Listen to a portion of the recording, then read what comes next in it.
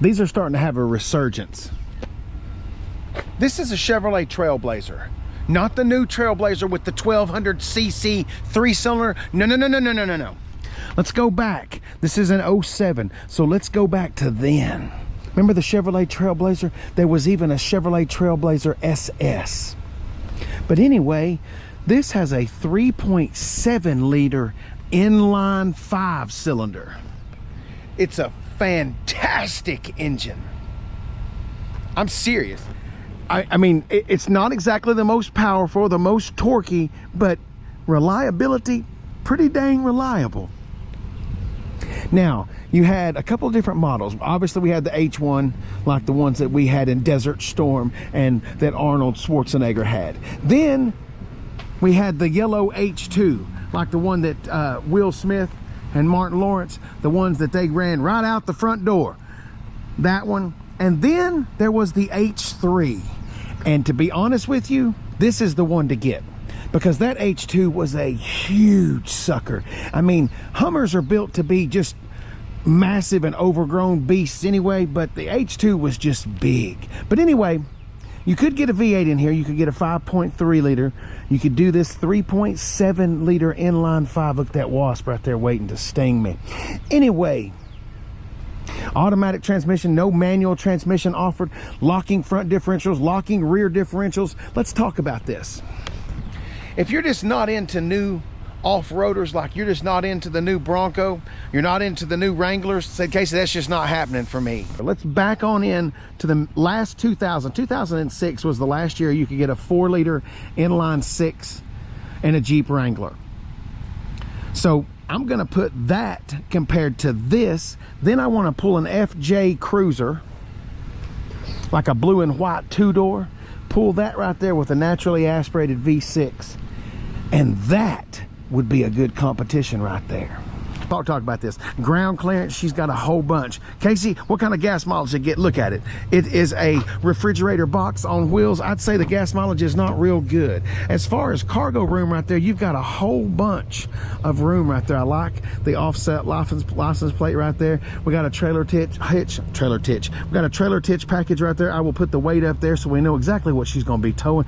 Got a big girthy tow hook right there because it's a big girthy car. Hummer. Look at all these nice little cheap plastic little bins right there. You can put in some jumper cables and some things. Casey, has it got underfloor storage? This was long before they started thinking about underfloor storage and things like that. It does have folding seats though, just like any other Chevrolet product. Just flip that right there and fold her on down. Oh, God, that's a heavy sucker.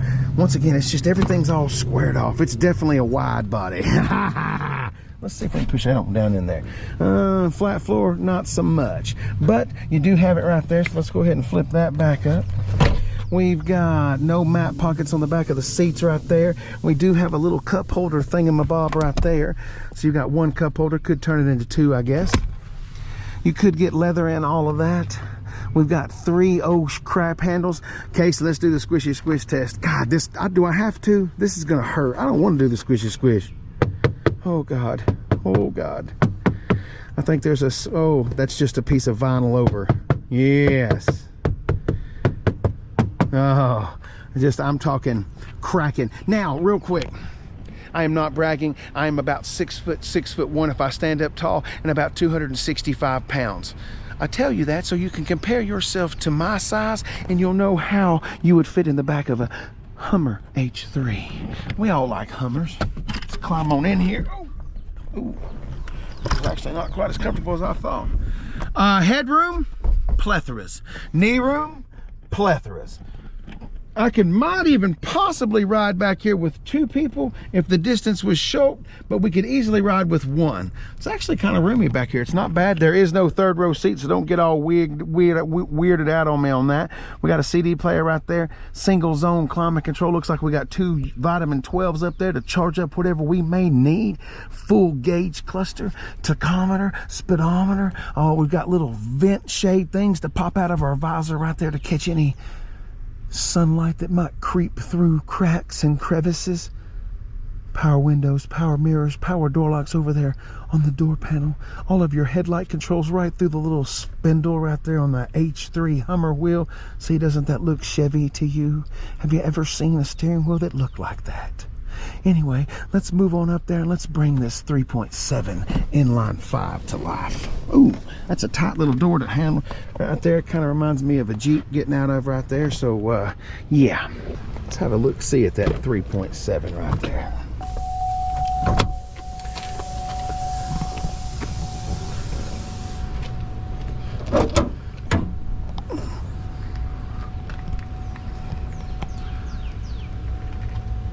You know, can I say something just real quick? And I'm going to speak a little bit out of turn right here.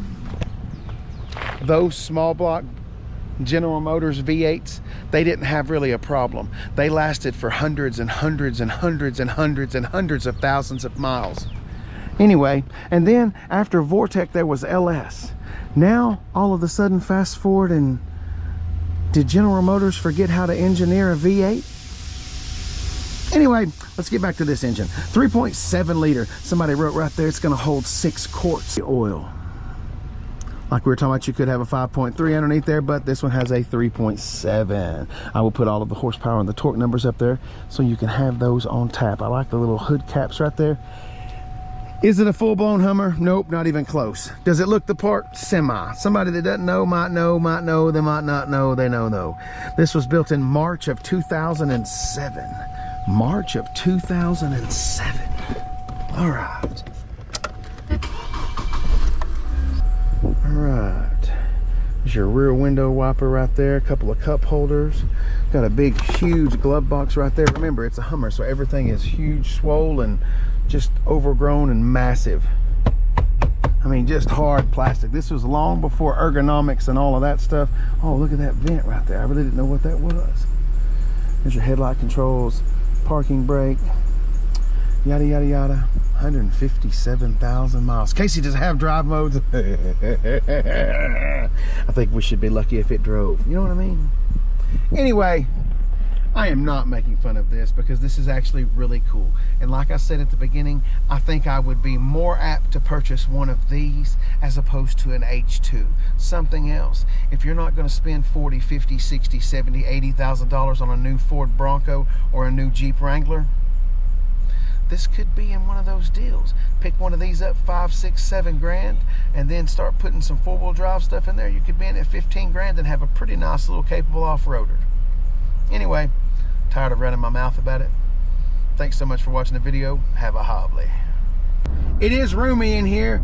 Massive, a lot of room. Sometimes you never know. Electronics tend to go bad. You never know, it might not work. It's old as hell. 157,000 miles. You know, you put some beefies on here, change your shocks and suspension up on there.